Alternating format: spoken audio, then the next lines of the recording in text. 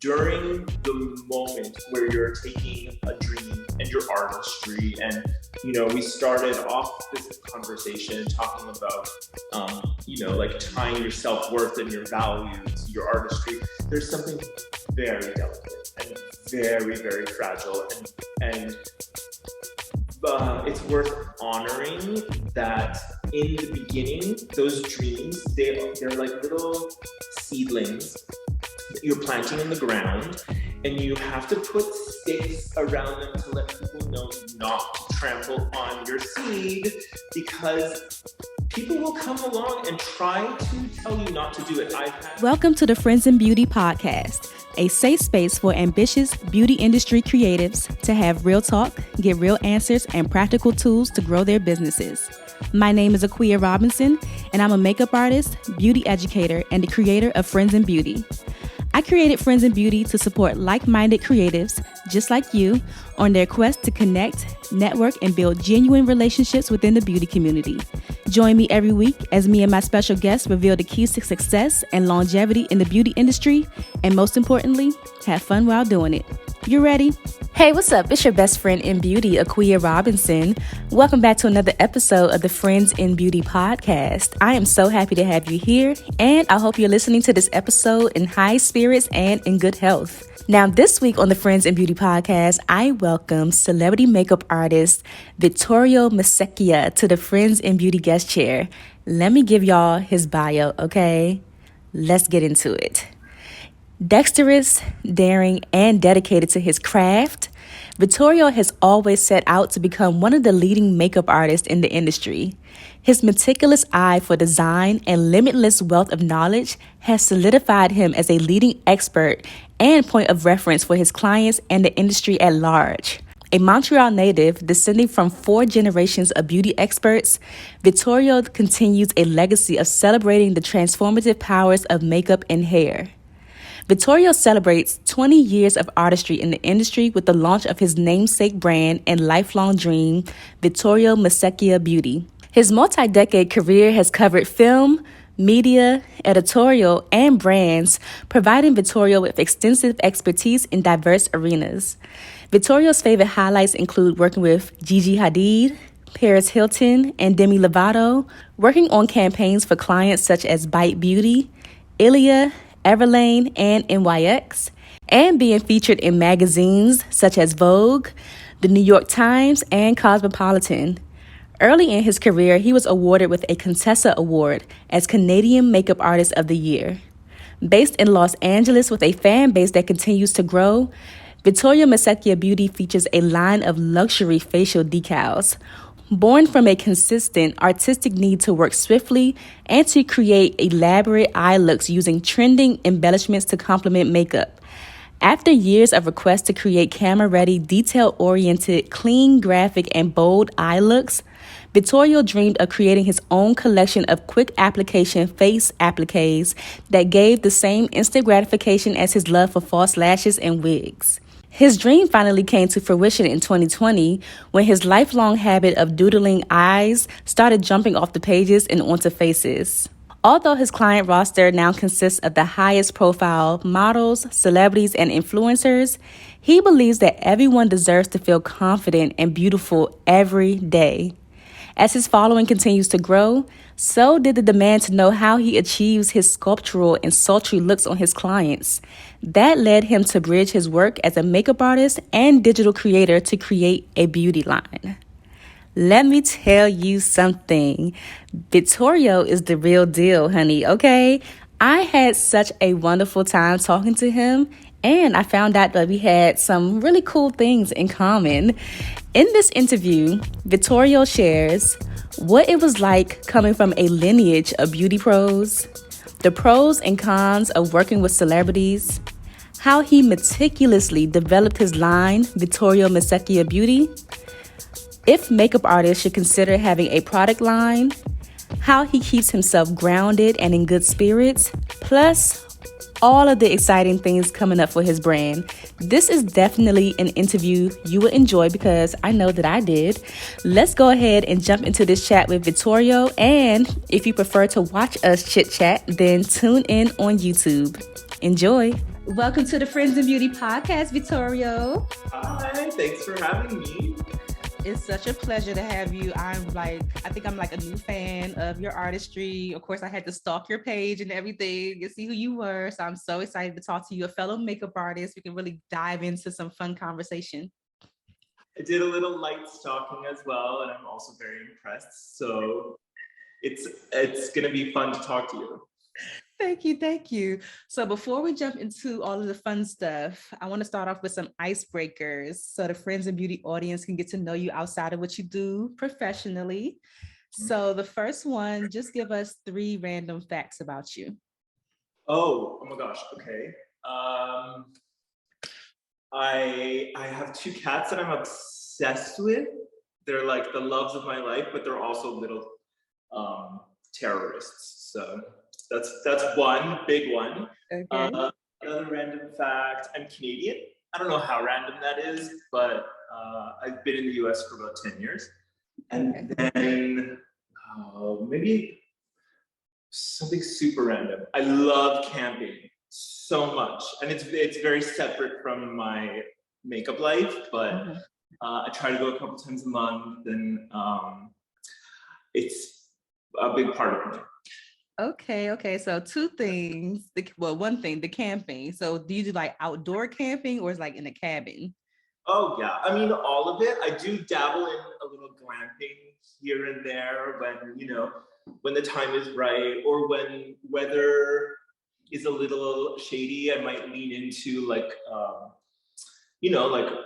there's a something called hip camp where you can like rent elevated camping situations, but normally it's just like me and my boyfriend and our own tent, and not like super off the grid, but like real camping.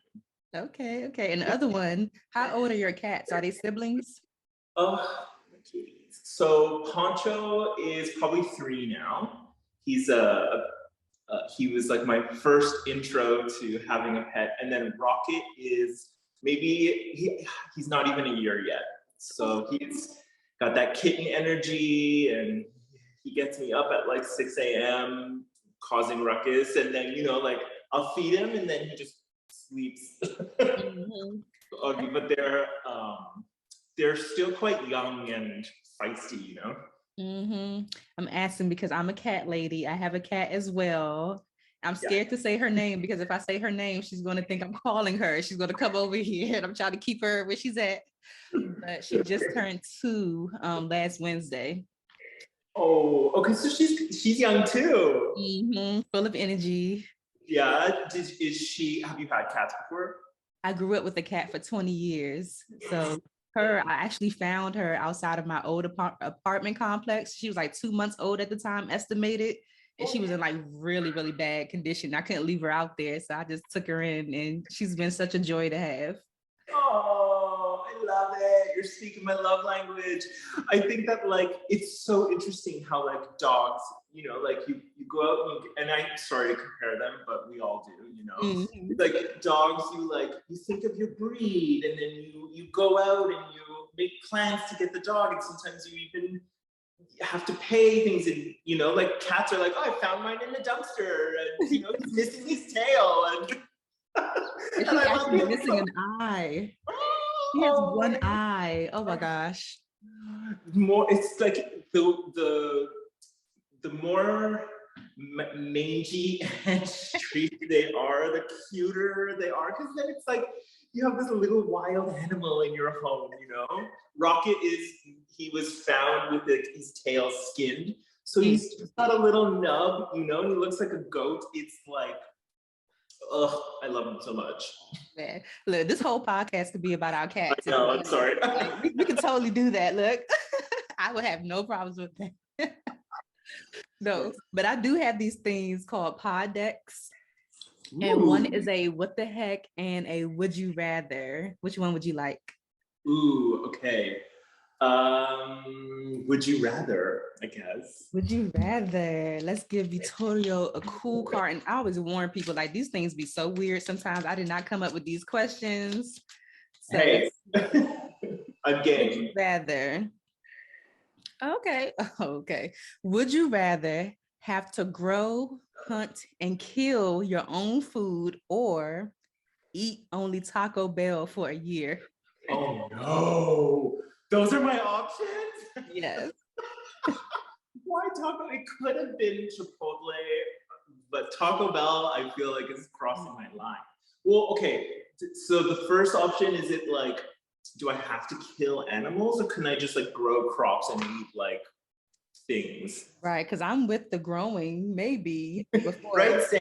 I'll go with that one with the stipulation that I probably wouldn't be able to kill an animal. Right. I could go fishing. I could do the fishing. Ooh, okay. Yes. Yeah. Yeah. So yeah. Maybe it's like a little farm with some body of water close by with some nice trout or something. Yeah, because I feel like Taco Bell for a whole year, you're gonna wish that you had grown your own food. That's Are gonna you kidding me? Taco Bell for a whole year, my insides would be furious. exactly. If I had it left. What do people always tell you that you're good at aside from makeup, of course?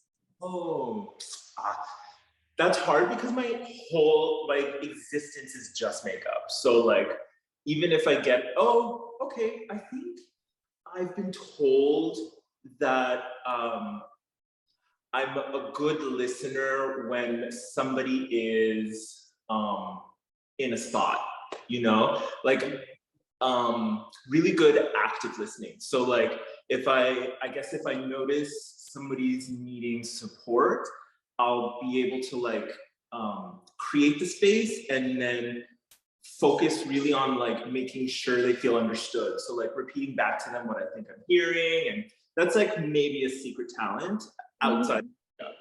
I like that. I like that. When is the last time that you did something for the first time?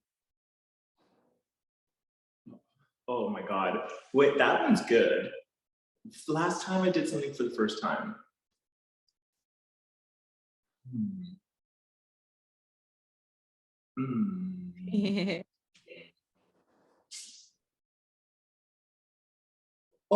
Okay. So a few months ago, I did a self-defense class for the first time. Okay. It was cathartic. You feeling confident now? I'm feeling like I can protect myself and set some boundaries. Okay, good. I've never taken one before. I've always seen them, but even the video that's on like that's not self-defense, but they have that video that's going around on like TikTok and stuff of if you're ever bound with a zip tie and like how to get out of it with your shoelaces. I need to try that. I need to see that video. Just never know when you might get tied up with zip ties. Knock on wood. Yes, knock on wood for sure. Last one, if you weren't the creator of Vittorio Masecchia Beauty, what else could you see yourself doing? Damn. Whoa. Oh.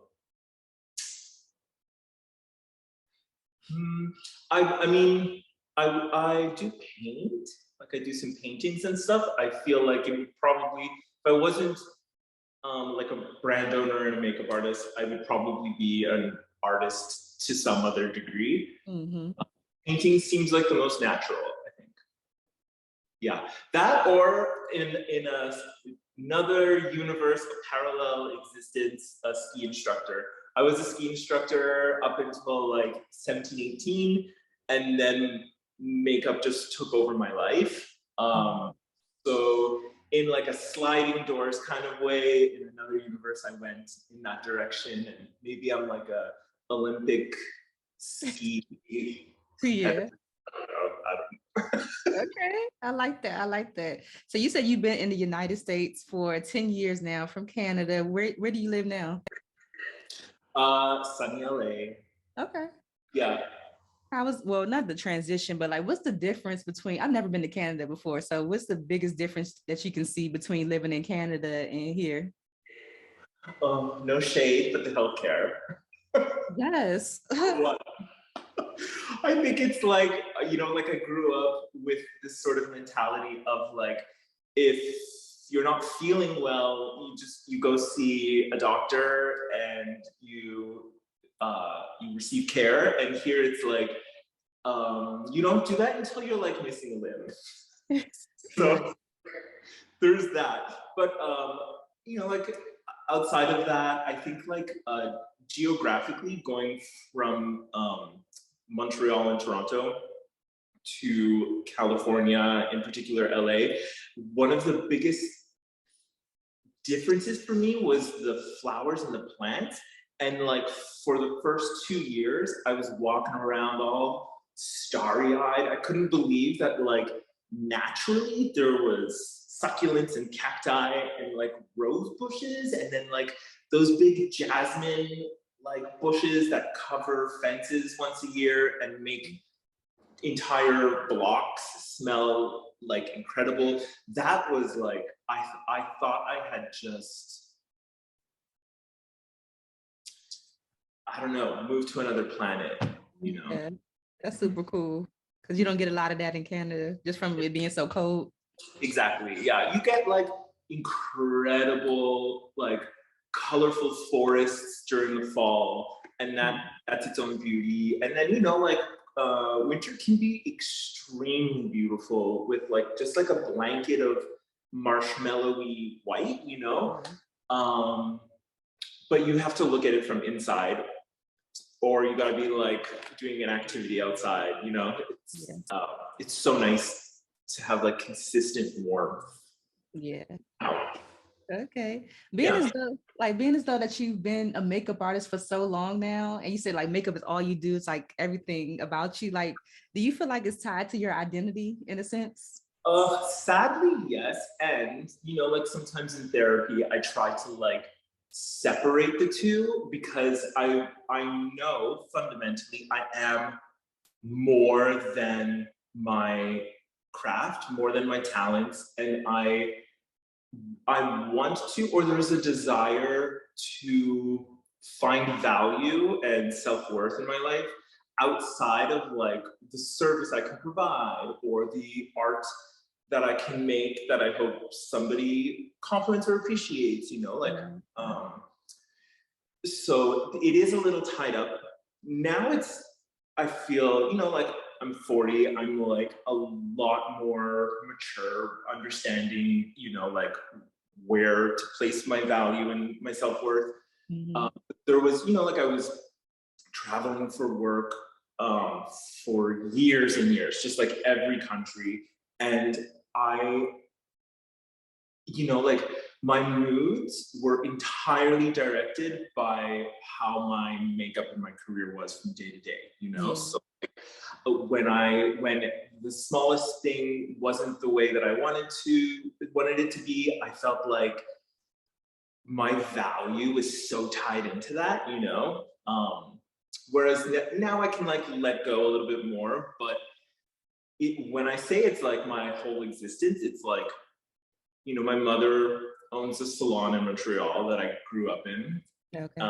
She grew up in the salon that her parents had in Northern Ireland, and then her parents as well, the same thing. So there's like 3 generations of like salon owners, and I have these cute photos of me doing like my mom's makeup when I was like 5 or something. It courses through my veins, and I'm very proud, and I feel like fortunate to have had a very clear and direct path right from the jump. And I think in a lot of ways it has allowed me to get where I wanted to be faster, because I was so sure, but it's a double-edged sword. Yeah, I totally get that. I know a lot of makeup artists feel like their identity is so tied to makeup that if they wanted to stop today, like they would have no idea like who they are, because they just engross themselves so much into the industry, into makeup being a part of their lives. It's like, now what do I do? Right. I mean, there would definitely be that moment. I would have very like, I don't know if it's the right saying, but like idle hands. Like I wouldn't know how that transition would go, but I want to believe we would be okay. Yeah, absolutely. Yeah, so you grew up with a creative family, and you mentioned that you do paintings and anything. Do you do anything else creatively? Because I know creatives, like we're just like multifaceted. We can do a lot of things. Yeah. I did hair as well for a long time. A lot of wigs, like wig dyeing, and I became really good with like laying it down. And this was um like 2000s, earlier 2000s. So it was like uh a lot more like me teaching myself, before YouTube was our school, and so there's that. Even that though, that's still in the beauty industry. Creatively, I think that like um there was like dance and piano as a child. So like I did a lot of like dance competitions, and there's it's a different type of creativity.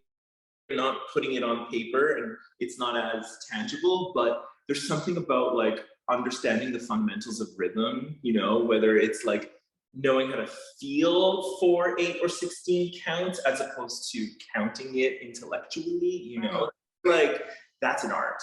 It is.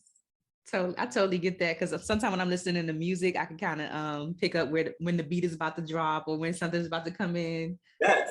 Yeah. And that's where you can layer in your own style or movement, or like that's when I think that that's like the miracle of dance and music, is like when the beats are already there in you, and you can tell when like something's about to drop, or that's when you can like wait for it, and then and then move into it when it's there. It's like it's special. I love that. I feel like you can kind of do that with makeup in a sense. Like when it has its own flow in the middle, you can kind of freestyle and do your own thing when everything else is kind of like the foundation is like laid. Yes, amen. Oh my God, yeah. That just kind of gave me shivers just hearing you say that. There is something to makeup where like if you've put in enough hours, you can like drown out some of the noise of like, oh shit, this texture isn't what I want, or oh man, like I gotta blend out this edge, or like is the lash close enough to the lash line, like all these little bits of noise. I think when you're encountering some of these challenges for the first time, they can be very distracting, but then, like where I am now, 20 years into like an actual paid career, I think that like those things are very noisy in my head, because it's like I just trust myself. I know those counts are there. Yeah. 20 years. Oh my God. Do you have any career highlights that stand out to you over your 20 years? I mean, yeah, when the year that I went, I like transitioned from a makeup counter to like a freelancer. I won like Canadian Makeup Artist of the Year. It was like 2005 or 6 or something, and it meant a lot to me. But to see the look on my parents' faces, oh my God, it was like I had sort of convinced them in that moment, and they've been really like behind me since then. Not that it was much of a challenge, they can see and encourage me to be creative from the beginning, but that was like a really nice turning point. I love that. What counter were you working at? So I did 2 years at a math counter, and then I did like another year and a half, almost 2 years at Inglot, when they opened their first flagship store in Toronto. So I was like helping them. It was like their first store in North America, and I was like helping them sort of conceive of like visuals, and I was like shooting some of their like mock-up campaigns and stuff. Yeah. So yeah. I need to get my hands on number 77. I used to use that all the time. The gel liner. Yeah. It's still in my kit. Are you kidding me? Yeah, that's like a staple. I need to get me some. I'm actually going to the makeup show, New York, next month. So hopefully I have to see if they're going to be there, or maybe somebody would have the brand. I need to get me that. Oh, there's something about, and there's like a million gel liners out there, black, but this for 77, there's something so rich and deep about the black and really matte, you know? If you get the matte one. I think there's two. I don't know. I love it too. I know you do you consider yourself a celebrity artist? You know, I guess so. And I think like with my agent and with like my artistry as a brand, it makes sense to position myself with that title, given who I've worked with and the sort of base of my artistry, the services that I provide. And you know, being in LA, there's a lot of red carpet, there's tons of like music videos, and I work with a lot of musicians. And then, you know, there's like that sort of celebrity makeup artist. And then there's also like celebrity makeup artist.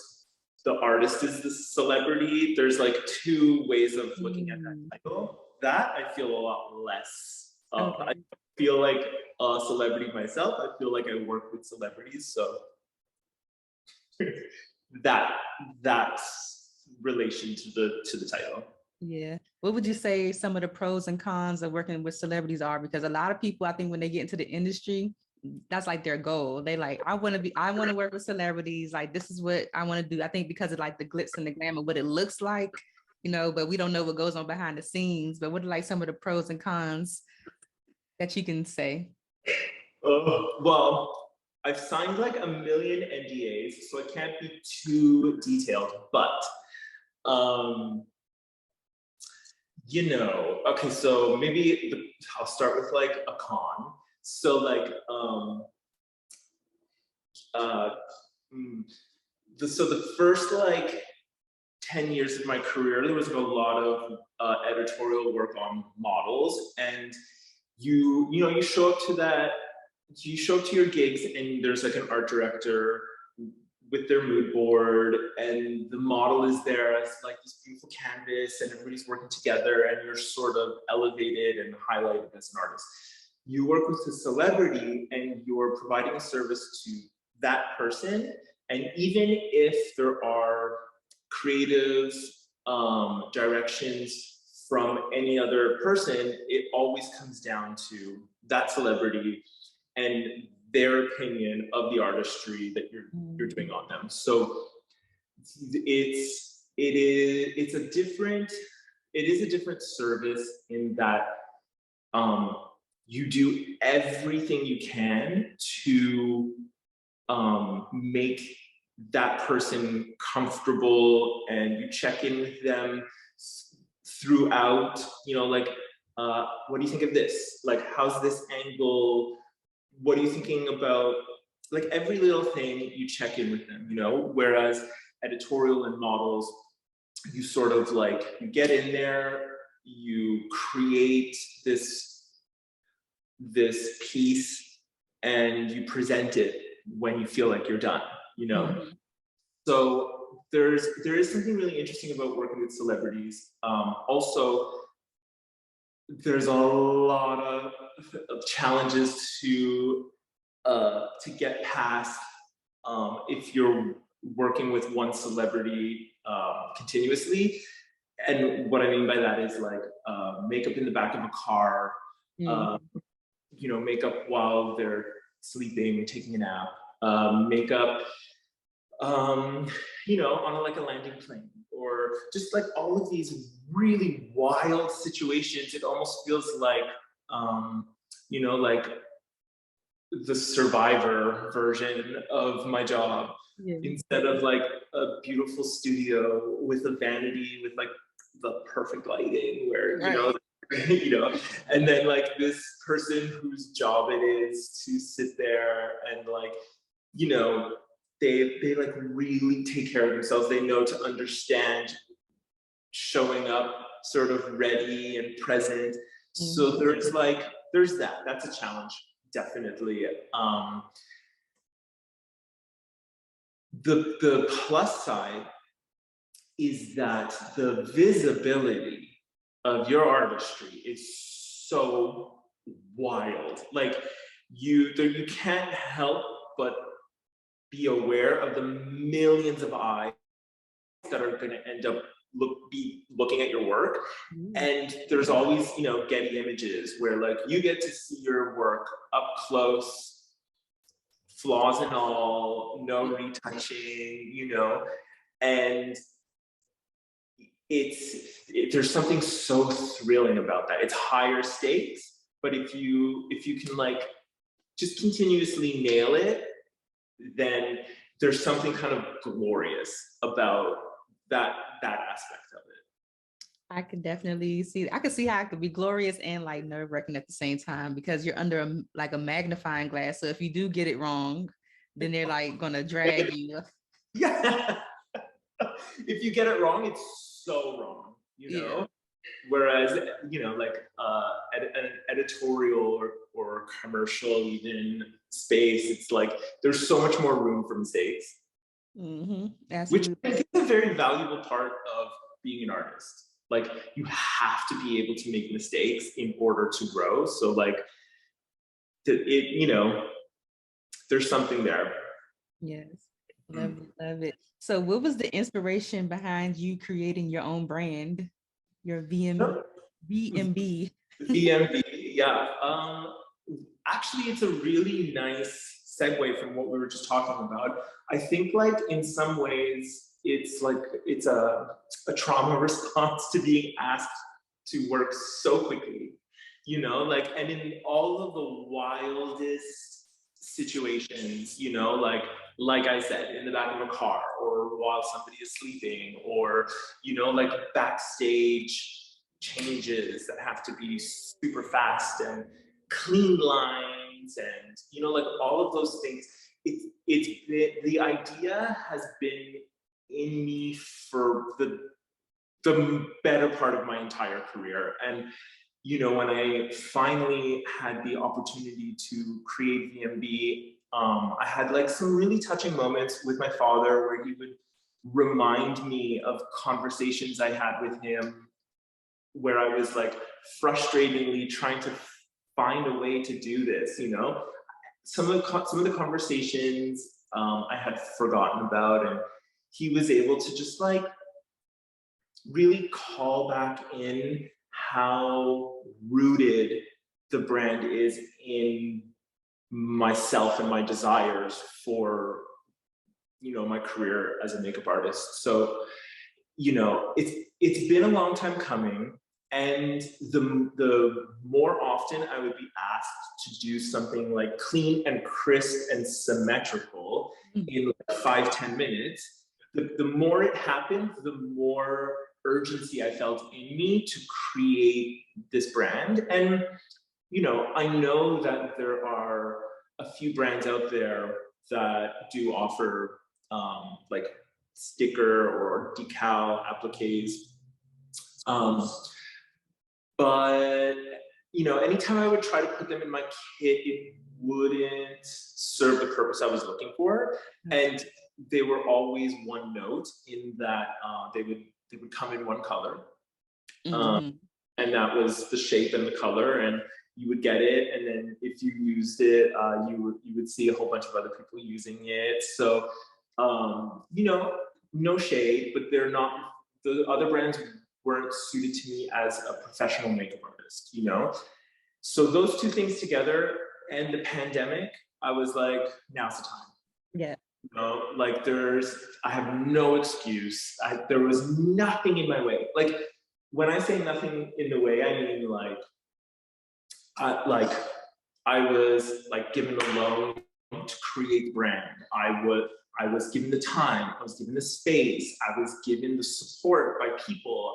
Like everything just sort of fell in place, and I was like, oh my God, it's time. Like this is gonna happen. I have the resources, I have the machines, I have the materials, I have the supplier, I have the models, I have all of my makeup peers who are like giving me like designs to make for them and feedback. And it's like I stepped out of my body and I was like, okay, I'll see you in 2 years. Yeah. Go for it, So the brand is really focused on what I would want to put in my kit as a makeup artist, and selfishly, I've created it. So in a lot of ways, I feel not like it's done. I'm like right at the beginning of being a brand owner, but like as a makeup artist, I have it in my kit now. I have like the perfect decal kit, and every job that I go on, I can flex so hard because it's the thing that was missing, you know? I love that it's, you know, the brand is really broad in color and shape. So like you have 576 different options. Wow. 24 colors by 24 shapes, and each shape comes in each color type of thing, you know? So, and that was like, thanks to some of the help and ideas and feedback I was getting from my fellow artists, you know? You want to be able to create something original. And I think that like having these shapes that are really unique, and some of them are really fine and thin, which is very uncommon for a decal, you know? And then the range of colors from like matte colors to like super like metallic, mirror-like, and then some are like multi-chrome where you can see like 5-6 different colors depending on the light. Like it's like the full range. So if there's a shape you like, there's not going to be a chance that it doesn't come in a color that you could use. And then watching people use them in ways that I never would have, as the creator, conceive of myself has been one of my favorite parts by far. So many artists, so many really talented artists that I've followed and in a lot of cases admired and looked up to, they're using them like upside down, backwards, like in ways that like my poor exhausted brain never would have gotten to, you know what I mean? It sparks so much joy in me to see the product succeed in that way. Yeah, and that's really cool because that's the beauty of art. Like we think of it one way, but then people can take it and have their own interpretation of it and use it a whole different way. Have you seen it on the red carpet yet? Oh, let me think. Yes. Very cool, very cool. And it was my own, but that was my own artistry. I had the chance to put one of my pieces on Janelle Monáe for red carpet, like for the Grammys. Oh, I love her. Tell her I said hi. I always tease, and anytime somebody has like the last name Robinson, I'm like, that's my cousin. So tell my cousin I said hello. And I feel like even though you said there are other brands, I know some other brands like Face Lace and you know things like that that are kind of similar, but yours is just so like it's on a whole different level. And I feel like it's such a unique product. Like, what is the process for producing something like that? Are you? I doubt that you're handcrafting like every single one. Is it? Are you? What? Wow. I know. It's like borderline concerning, but because I am an artist, you know, I love my iPad, I love my Apple Pencil, so I like leaned into all of my like illustrating knowledge, and I draw them all, and I work on like a 3D head that helps me check it from different angles, and it also has like the planes of the face, so I can tell where there's going to be a bend, so that I can prepare for how that's going to affect essentially a one-dimensional stick, you know. So I went through, you know, like a good year and a half of like drawing that stuff, and then printing them myself, and you know, like teaching myself how to remove the negative part of the material. And then there was like a whole other year of just like testing them on camera, testing them on the face, and doing what I called fittings. So I would like I would work with different models. I would hire different models and shoot them myself. I also am great with the camera. All of the brand's imagery is my own photography. So I was able to like really hone in on what they were gonna look like on camera, how they were gonna perform on a face, what people's reaction was to wearing them. Like I really got my hands dirty in every single aspect. And then once it was perfected, I found a supplier who would be able to replicate essentially everything that I had done by hand. And every time I got a no, we can't do that, the line is too thin, or no, we can't do that, we can't match this color. And I was like, I did it. If I did it, you're gonna have to do it. I just wouldn't take no for an answer from anybody because I had done it all myself. I knew it was possible, so I wasn't gonna give anybody the sort of seniority over me when it came to what was possible. Yes. Oh my gosh. Did you launch? Well, how many designs did you launch with? So 24 shapes to go with the 24 colors, basically. And they range from like very large to like quite like thin and detailed. Again, because of my own artistry, you know, like I have a lot of inspo from like drag, and then I have a lot of inspo from like beauty campaigns where it's like a macro shot. So I wanted to give myself something in my kit that was like from one end of my inspo to the other. Got you. Do you personally do drag, or you just do drag makeup? Oh, it's such a sad, it's such a sad answer, but no, I don't do drag, mostly because I don't look good in drag. Big old man face is like so not, it doesn't lend to the art form, but I've found a way to participate still through my artistry, through my brand. And you know, like I have been able to meet some really incredible drag queens, some of my idols, some like drag race winners, like people who I'm connecting with now and networking with, receiving my product are bringing me even closer to my love for drag. So like, it's dear to my heart for sure. All things gender and all things queer for me are like really, really near and dear to my heart.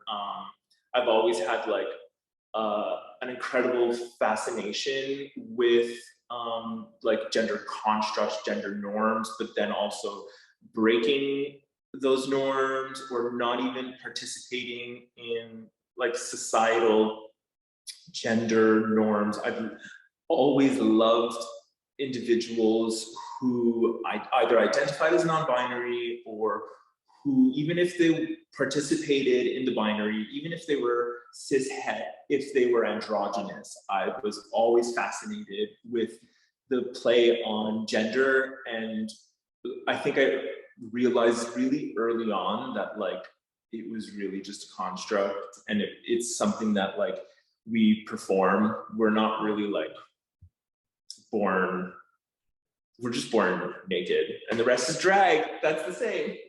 I love that. I love that idea. We're born naked and the rest is drag. Because I think I fancy myself to like say that I think very deeply, and like lately I have been having these thoughts of like, who made up these rules? Like I'm always questioning like who made up these rules to say that just because I'm a girl, I have to do this, or just because this person is a man, they have to do this, dress this way, talk this way, wear this. I'm always wondering like who made this up? Yeah, and why did we let them? Like, it's so wild, you know, like the patriarchy is strong and alive, and there's so much resistance to people who don't conform and elevate, you know, rich, cis-het white men. And like, I'm so ready for the end of the patriarchy. Yes, hopefully it's soon. There was one thing that you mentioned when you were talking about building out the brand, that you took time to test it out. You took time to photograph it to see how it looks, even with the bending and on the face. And what I like about that is that a lot of times when we have an idea, sometimes with some people, we're just so much in a rush to just get it out there that we don't do any back testing or just seeing how the quality control, I guess. What can you say about that? Were you, because obviously you weren't like in a rush, even though you had this in you for so long that you wanted to do it, but you took your time to make sure that it was right before bringing it to market. Yeah, honestly, what I would attribute that to is I didn't know I didn't know right away that it was going to be a brand. Okay. I knew right away that I wanted it in my kit. So like I just kept sneaking closer and closer. I was like, this is the time to do it. Everything is falling into place, but I wanted first to explore as an artist to see if it was even doable. And really just to put it in my kit. But I think at one point I had gone way too far. I was like, oh, it's a business. It's like whether I like it or not, it's a brand. And I had everything had just like I said, I sort of left my body, like it was happening and I was watching it happen from a bird's eye view, just thinking like, don't stop. Just keep going. Like if you like it, other people might like it, but like you gotta like it. It has to perform, it has to be cool, it has to be something that you would use. Yeah, for sure. Absolutely. Well, we're going to have a little fun. We're going to play a game of never, or a little segment of never have I ever.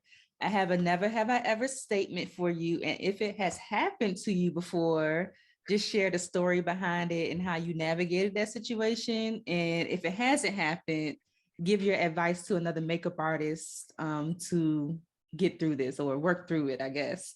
Okay. All right. So never have I ever messed up on a freehand eye design and had to wipe it completely off without going forward with it.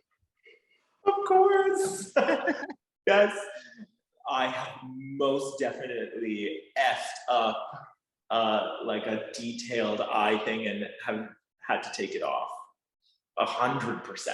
And you know what I can say is that like sometimes if I know if I know that that's a possibility, or I'm not feeling super confident and I know that I'm going to be trying, I might start with the eye so that I'm not accidentally wiping off concealer, foundation, powder, a brow,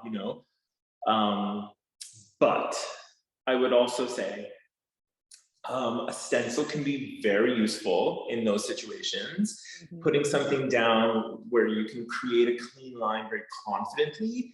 And then also, speaking of confidence, straight lines or just crisp lines often look the best with a confident hand. So when you think of like a liquid liner, often the nicest one is just like sort of like a very confident flick, as opposed to like a slow. It's like riding a bike. If you ride too slow, there's all the wobbling. But if you just go for it, there's momentum to create crispness. So mix of like confidence or planning really helps with that. But I tell you, there's been a lot of moments where I've had to like grab the micellar water and a Q-tip and hope for the best. To be honest, even despite how much of a professional I am, it's happened to me, I think like only 2 months ago. It's real. I always tell people that liner can sense your fear. So if you're afraid to do it, you're going to mess up. Yes. 100%. Oh. And I love seeing those or people reenacting, or like those memes where somebody's doing like a wing liner and then they keep trying to fix it. Then all of a sudden it's just like a big smoky eye or a mask. Oh, I love it. Like a raccoon. It's like, I'm just going to add a little more on the other eye. Oh, yeah. It's bigger. Okay, I'm going to make this one bigger. I think it's hilarious anytime I see that. And that's actually like one of the things that I need to practice more is like, I could do a wing liner on myself, but on other people, getting the symmetry. I'm like, oh my gosh, please don't ask me for a wig. I be praying like for clients, please don't ask me for a wig liner. Please, please, please. Yeah, I know. There's something about like on your own face, there's something much easier, you know, and you're looking at in the mirror and you can like sort of just know the angles that you need. Whereas when you're working on another person, it's like, you know, you might be able to get one side perfect, but then the other side, you're like, how do I even, Yes, you know? the struggle is real. It's so Do you think that all, yeah, well, yeah. Do you think that all makeup artists should consider having a product line or something like that as an additional stream of income? if it's an option, sure. I mean, every artist that I meet has something to offer that's really unique. So I would say that like if the access is there, I would say absolutely go for it. And worst case scenario, you'll just learn more about like the business side of product development. Mhm. I mean, we don't need another red lipstick. We don't need, you know, another black eyeliner. Um, with that said, though, I would still say yes to any makeup artist who has the opportunity to be on the other side of the product. I'd say go for it. Yeah. I like what you said about the lipstick because I'm always considering doing some, well, people always ask me too, like, would you consider having a product line or doing something? But I'm always like, if I do, I want it to be something that is like slightly unique, like a little bit different from, you know, what's already going on, but I haven't figured out what that is yet for myself that I would be like proud to, you know, promote and everything. But yours is like so unique that I feel like it stands apart from, you know, what's already going on, that it's easier to like market it and get like traction and everything because it's so unique. Whereas if you did come out with another lipstick line, like you would have to get really fancy on how you're going to market it and distinguish it from everything else that's already out there. It would be such a challenge, you know, because you're amongst the greats, you know, like for any lipstick that you could come out with, there's always going to be Givenchy, Dior, like even MAC, Makeup Forever. Like I could spend the rest of the podcast just listing off brands that have the most incredible lipsticks, and I wouldn't feel confident adding another one because those brands are so iconic and so experienced, and you know, like that corner of the market is really saturated. Yeah. I think I was really fortunate in that way that my interest and my dream was also this like untapped little corner. There's nothing really like what I'm doing in the US, and um, there's a lot more like Google searching for it. I think the stats are like in the last 2 years, it's gone up like 250%. The Googling for like eye stickers, you know? Yeah, it was synchronistic, to say the least. That is super cool. Like, what do your beauty friends think of your product now that you've launched? They tested it out, it's out on the market. What do they think? They think you're like the coolest guy ever? Sort of, yeah. I think like you know, like I named some of my shapes after the artists who inspired them. And like those were really cool moments. You know, there's Ash Cole. Ash is a makeup artist who I absolutely love. She's very glam. She works like on the Kardashians and like um I'm drawing a blank, but she's worked on everybody and she's absolutely fantastic. I love the way she does skin. I love the way she does lips. I was working with her to create stuff for her before I was a brand, before I even really knew it it was going to be a brand. I was like, you know, so in that regard, I don't know if I'd say she thinks I'm the coolest, but I do know that there's like a love there. She's very proud of me. And then there's Ernesto Casillas, whose artistry I just adore. And, like, as sweet as they come, we share the same agent. And like, there was just this red carpet moment of his that like is just so, it'll forever be iconic in my mind. And I drew him something that was loosely inspired around like the shapes that he creates. So, there's that too. There's, a model named Fitz. Her IG is into the Fitz dimension. And she is so rad. I was like her first ever makeup artist, like years and years ago. And we stayed in touch. And then, we were booked on certain jobs together and stuff. But she is gorgeous and so sweet and so inspiring. When I started printing my own illustrations, she was the first model that I put one on because, it meant something to me. I was like her first makeup artist. I wanted her to be my first model for the brand, just to have this sort of, I don't know, connectivity. Full circle. Yeah, so I named one in her honor, the Fitz. Yeah, I think people are very proud of me. My friend who does Demi's makeup, he reached out to me while he was like on set for a music video with Demi, and was like, oh, I really think we could use some decals. Is there any way you can get some to us? And like within half an hour, I was there with like a package, and I was like, kill it, and then just seeing it in the music video was like really cool. There's like all these little moments like that where like people are egging me on. They're like, yes, do it, go harder, like let me take your stuff and put it out there and tag you and tell people how much we love this. It's like a lot of really like touching moments as like a part of the makeup community that have been really like encouraging. I love that for you. That's so exciting.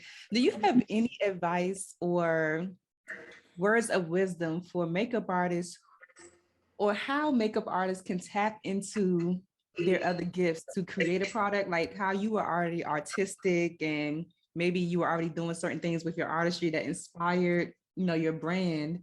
Do you have any advice for how makeup artists can start to tap into those creative gifts that they have to possibly create something that is innovative? Yeah, and this ties into what we were saying before. I would say like the fittings, like the test, the incubation period. I think that period is so valuable, very, very important. I would give yourself the time and the space to work out all the kinks, because there are going to be kinks. And every time you run into one, there is knowledge there. So like stay there, see it through, don't give up. Or also when it's time to give up on a product, give it up and focus more on what does work. But one little thing to add to that, during your incubation period, during the moment where you're taking a dream and your artistry, and we started off this conversation talking about like tying your self-worth and your value to your artistry.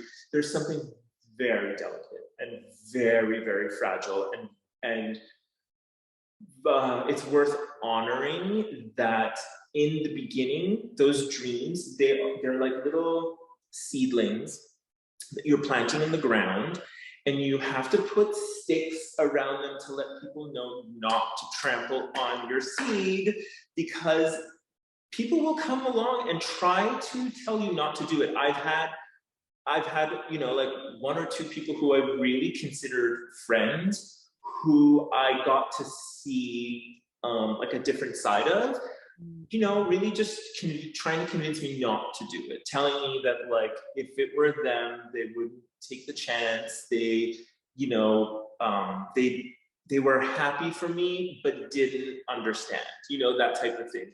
And I learned that like they probably would have had a different reaction had I shared when it was when it had sprouted, when there was something more to look at and appreciate. Sometimes when you're describing your dreams, you leave this room for the naysayers to actually have an impact on you or to influence you. So I'd say like be very protective in the beginning, nurture it, and you know, along this analogy of putting the seed into the ground and protecting it, you're gonna have to put some manure in there, and it's gonna be shitty. It's gonna smell like shit.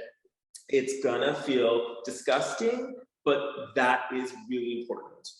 You have to persevere through the shit and protect it and water it with love and hope. And once it starts to blossom, you can be like, okay, it's happening, the dream is happening, and then you can start inviting safe people in and showing them your cute little plant, and then the next thing you know, you're a tree and you're dropping fruit on people, be like, you know.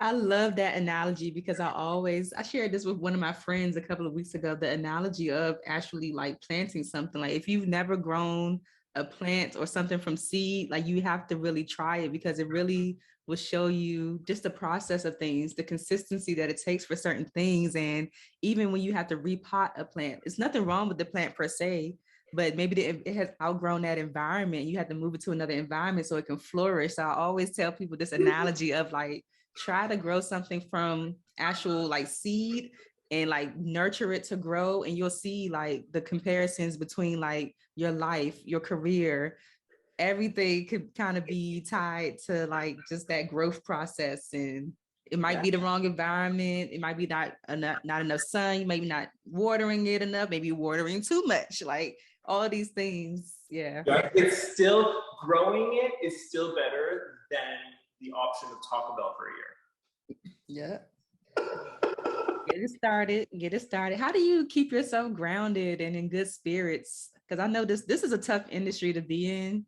And a lot of people get discouraged so easily with the no's or just the crazy clients and just things not panning out as quickly as we would like it to be. So how do you keep yourself like together? Grounded. Curiosity, I think. Yeah, I'm always curious. I'm like, the desire is just there naturally. So, you know, if I get knocked down, the choice to get back up isn't very hard. It's like, it's there, you know.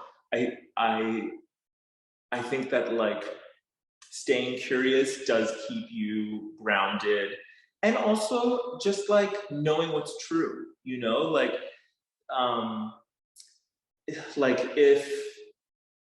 if somebody tries to shake you and you know what they're saying isn't for you, it's just for them, it helps to have those boundaries. Absolutely. At the end of the day, Vittorio, what do you want your legacy to be? Oh, that is such a big question. I would love, this is the first time I've answered a question like this, so I don't know, grain of salt. This is very improv right now. But I think like when I think of legacy, I think like maybe like what you're leaving behind, you know, like not necessarily while I'm still here to take it in.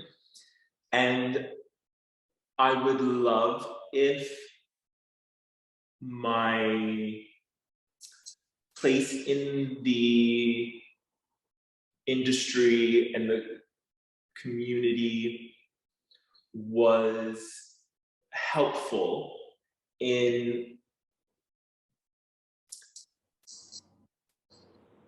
playfulness for individuals, especially who need the encouragement to play in a way that helps me. So these decals, for instance, like they are an incredible leap forward for my own artistry, and they're made in a way that's very like sensitive to, again, like gender. So, you know, like a lot of the brands, visuals, imagery, branding, it's all very genderless. And it's I would love if my legacy tied into elevating the queer community somehow, and really just like claiming space that is inherently just ours, just for existing, but giving it playful, colorful expression. I love that. I love that. It would definitely happen for sure. Is there anything else that's coming up next for you that we should know about, to be on the lookout for? Yeah. I mean, the brand, it hopefully is here to stay. So there will be continuous. I have this like bottomless well of creativity and these things that, you know, if this launch continues to succeed, sorry, because it's only been like 3 months, you know, and already like gaining so much traction. The more success I find, the more it will allow me to produce things that are really unique. But in the nearest future, like in the next couple of weeks to a month, what you'll see from VMB is like a glue pen to add extra wear or extra reinforcement. It's called the gravity stick. Okay. Yeah, really great too for lashes, and you can like, you know, pop one in your set bag or your purse as like a touch-up thing in case you're losing adhesiveness. You'll also, I can't say too much, but you'll also see me in store. Oh, I'm so proud. Oh my God. Yes. Just so wild. A store that I've shopped at forever and that I didn't think like I would be on the other end of it, but you know, like I met with them, I just got the approval. I get to like design my own Like display. like it like, oh, so exciting. Sorry, I'm like gushing, almost a bit That's emotional. a big deal. It's the biggest deal for me. I'm so it you know, it came to at a point where like, oh, I was like, this feels like it's gonna succeed, but you know, like I don't know exactly what's next. And then it just, you know, the opportunity found me, and it's so exciting. So that's what's up in the close future. The next month, you'll see me show up in store, and you'll see me with a little add-on product. And then after that, I've got, if I get the green light on some of my other stuff, it's so fast, quick, sort of immediate gratification products like my decals, but on another level, you know. That is so exciting. Well, we're definitely going to be on the lookout for that, because that is just like the dopest thing, like a dream that most people, you just gotta, yeah. I just love that for you. That's really exciting. Thank Congratulations. you. This has been such an awesome chat. I can't let you go though without asking you the Friends of Beauty rapid fire questions. Yes. So whatever comes to your mind first is I love this part because people get so serious. They sit up straight. They're like game face on.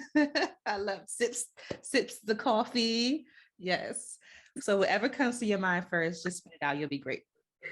So the first one, what are the top 3 keys to your success so far? Perseverance, curiosity, and talent. Awesome. How do you measure your success? Joy. Joy, I like that. What's the best advice you've ever received, or a piece of advice that's just always stuck with you? My dad is constantly just telling me like, you don't quit. you know, and have that voice always in the back of my head. It sounds like him. Just keep going. Absolutely. What advice would you give to another makeup artist right now who is just not really happy with the results that they're getting with their career and they're just ready to give up? Oh, don't give up. Don't you dare. Like, the advice would be like, DM me and let's hang. Like, don't give up. Just find your place. Absolutely. And your place could be with the Friends in Beauty community. Just saying. Yeah. We're very friendly over here. We'll get you boosted. What's a resource that has helped you in your business that you can share with the Friends in Beauty community? Oh, a resource.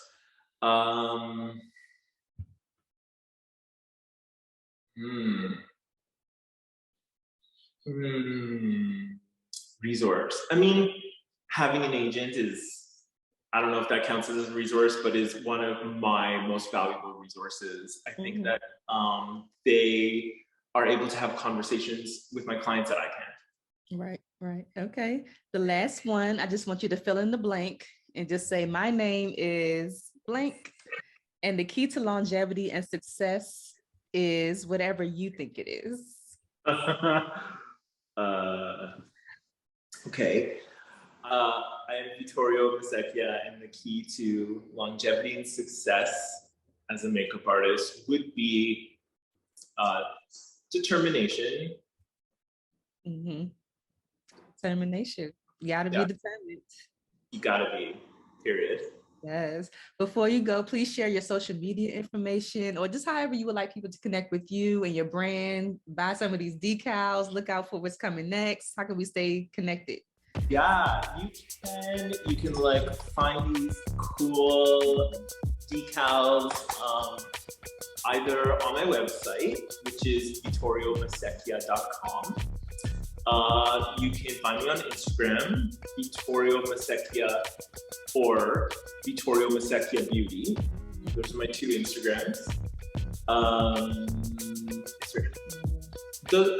My Instagram and my website are the best places to find me, and you can shop on the Instagram as well as the website, and artists get 30% off. So, get into it. Get into the pro discount. We love to see it. Thank you so much, Vittorio. This has been an amazing conversation. I'm so happy that I met you, and I'm so excited for everything that you have coming up, and I wish you the most success ever. Oh, you were so lovely to talk to. I'm all fired up. Awesome. Thanks for listening to the Friends in Beauty podcast. Don't forget, sharing is caring. Share this episode with at least one friend in beauty, and subscribe, rate, and review on Apple Podcasts so that other friends in beauty can find this show. Plus, we'd love to hear your feedback. Connect with us on all social media platforms at Friends in Beauty, #Friends in Beauty to join the conversation, and join our Friends in Beauty Facebook community to stay connected. Talk to you soon.